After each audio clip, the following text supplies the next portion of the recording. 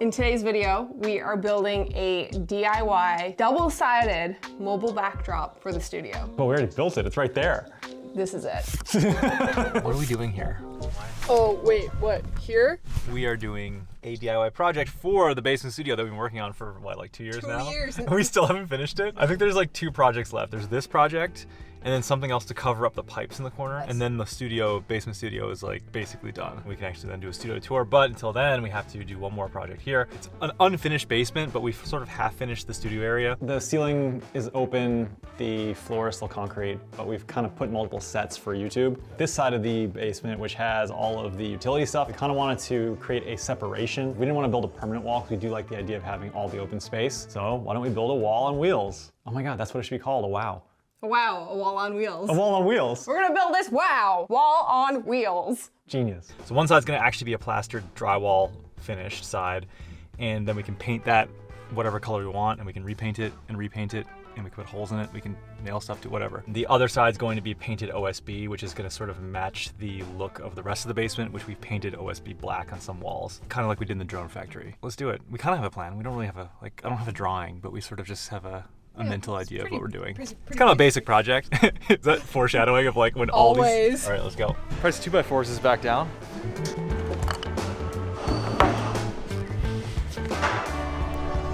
Yeah, we got everything. So we had the OSB already in our garage. We had to deliver with another big delivery of materials. Like a year ago. Like a year ago. We can't fit a full 4x8 sheet in the back of our Tiguan. Reasons why we need a pickup truck. Truck for years. So I'm going to make a bed of 2x4s, which are conveniently 8 feet long. We will use that to reinforce the drywall. We're gonna have to cut down because our car is not big enough to take a 4x8 sheet of drywall. Good thing we brought our handy dandy T-square and our shank.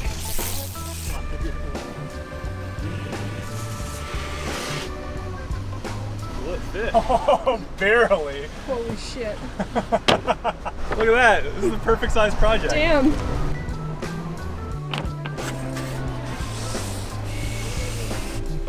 Pretty impressive. We have to go slow. So the build, we kind of just made up as we went. We didn't really have a succinct plan, but we had an idea and a couple of images that we pulled off Pinterest that was our inspiration to kind of go off of. We were building this wall to be a set and not a piece of furniture, which allowed us to kind of use rougher lumber to build the set. So we built this project basically out of 2x4s, but 2x4 lumber is a little bit rough. Even with the select lumber we got, they're straighter, which is great. And they didn't have a crown, which means that they didn't bow as much. They didn't twist as much. So they were truer from a lumber standpoint. Planed all 4 sides of our lumber so that we had squared edges. This is not a structural wall. This is a set, basically. So it's not built to the standards of what you build a wall for a house. At the same time, I want to be rigid enough so that the plaster doesn't crack for the drywall joint.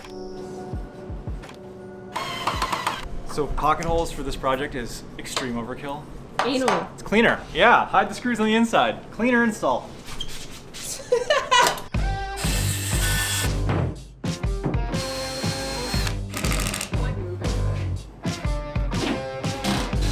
We're just putting on J-trim, so it gives the edge of the drywall a finished surface rather than just being raw. You have 2 different substrates that are abutting each other, so drywall and say like wood.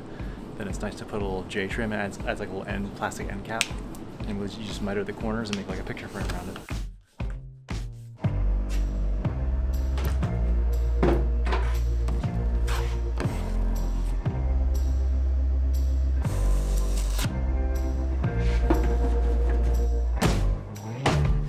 All right, so the wall is done. Well, the wall itself is done. We need a way to prop it up, so we're gonna make some legs. Basically just some wooden triangles with some wheels on the bottom. We're gonna make the legs out of 2x4s. And hopefully it doesn't look too cheap and shitty. When it came to the legs, we weren't really sure how big to make them. So we just said, let's make them This 4 big. feet. We're not gonna have enough lumber.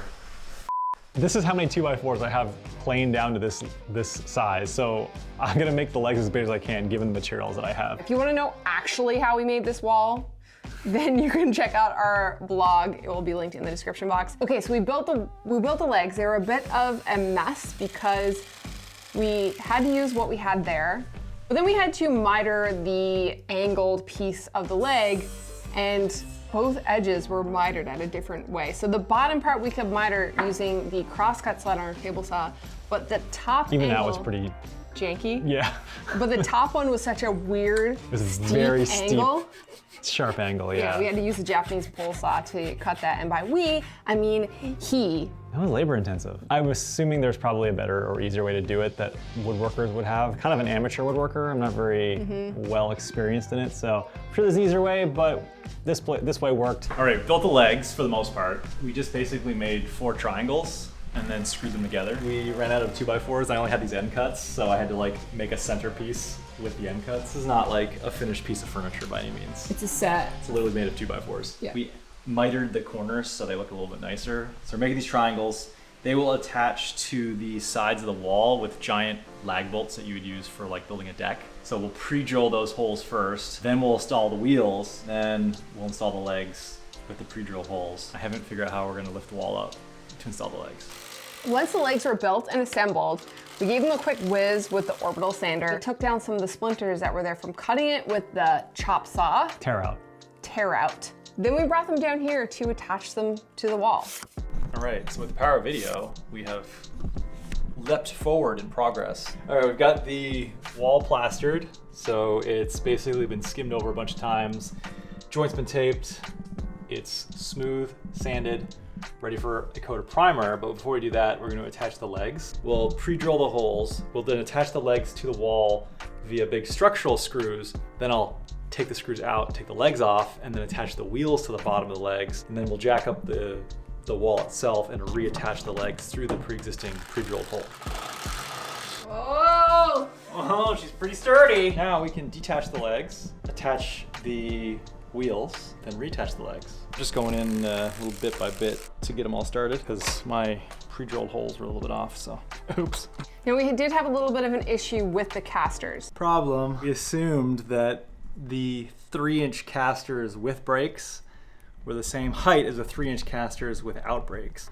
And there's about a 1/4 of an inch difference. The ones without brakes are shorter. This is just gonna be floating in no man's land. We still wanted to use them because we were worried that the weight of the wall was gonna kind of put too much pressure on the middle of the legs. It probably would have been fine, but it was just, you know, we kind of overbuilt the wall. We did overbuild the wall. Yeah, so we put the casters on anyway. So what we did to compensate for that 1/8 inch gap was we shimmed the casters. Then you use lag bolts to attach them, pre-drilled all the holes first. It looks kind of stupid from the bottom, but no one's looking underneath. Nobody's on the floor having to look by. Come here, let me lay on the floor and look underneath the wall and see what you got done. Exactly. Nobody cares, you can't even see it. Then flip the legs back over, reattach them to the wall. Oh, I hope my new tool works. We had to use the air shim on a cushion of air. Cushion of air. Do you remember that commercial? What? Do you remember that commercial? What? Okay, go.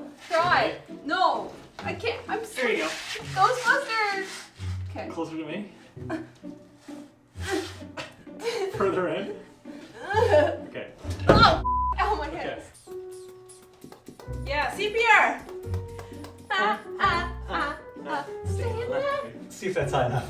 Raise the wall up perfectly. We attach the legs, we let the bag out, And we repeat the process on the other side. Power of video, I don't want to film it, so.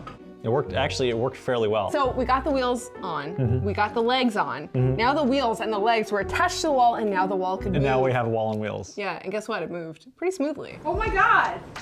It works. It rolls, it works. It's double-sided, so we have OSB on one side, drywall on the other. The point is that the OSB is going to be a wall divider that's going to stay kind of facing out, and also another backdrop.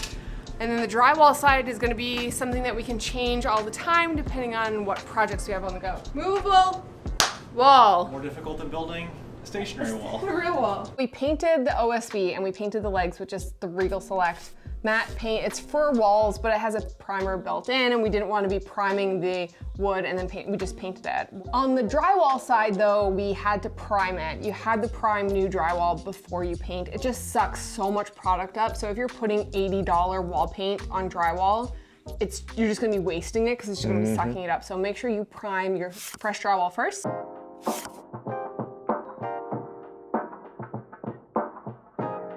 So it's looking a little bit janky because there's some like black brush marks from the cut-in, but we're gonna show you guys what we're gonna do with that side in a couple of weeks.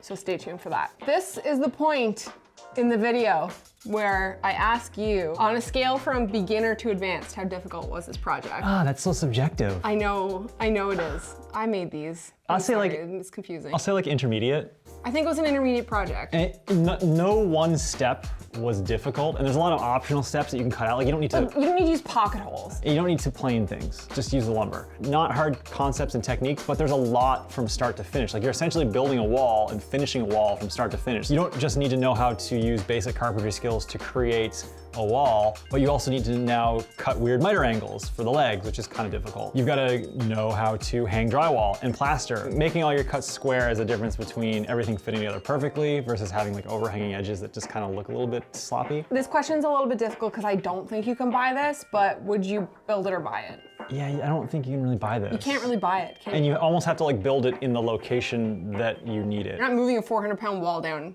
anywhere No, downstairs. like this wall is built in this room. It cannot leave this room because the doors are too small. The last question that we ask in this new format of project videos, this is our second one, is do you have any regrets, anything you would change about the wall? Like the drywall, after I added the L bead, it hung over maybe like a 1/16 to an 1/8 of an inch. I would have rasped off the overhanging edge so that I didn't have to shim the leg. Okay. For me, I wish it was a little bit wider, but I think it's fine, especially for a one-person shot, for a photo shoot, definitely. And I think we're gonna be able to make it work as its own kind of wall in a larger kind of set. So zooming out and using the wall in the image and using what's behind it in the image too, and having to get creative with what that looks like on camera. So I think all in all, I think that the mobile backdrop / divider wall worked out really well. And as it stands right now, it's blocking off that other side of the room, which kind of makes the studio feel a little bit more finished and a little bit more private and cozy. As soon as you turn your camera around, if you're vlogging down here, like that's all you're seeing. So this kind of gives us a bit of privacy, and then we have some curtains hung, which we gotta kind of fix up, but we're pretty close to having this room done, If you're interested in reading the final dimensions and the entire how-to on how we built this wall, it's linked in the description box on our website, beckyandchris.com/blog. It's probably gonna be called like DIY, DIY mobile studio backdrop. You have these keywords in the title for Google. Everyone's gonna search for wall on wheels after this video. Wall on wheels. There. Okay, thank you so much for watching, and stay tuned for what we do on the other side of that. You poke holes in my beautiful work? I don't feel bad now. Yeah, you should. I don't feel bad. I do, actually, I really do. Imagine if you were going through this footage and you saw a clown walk through Thank you, Chris. the little gap there. I thought about walk that. I by. already thought about that. You already thought about that? Yeah, because I was looking at the thing, I was like, what is that back there? And there's a box with an orange label, and I was like, Did you actually think clown? I thought like somebody. Not clown. You always think worst case scenario. Anyway. Okay.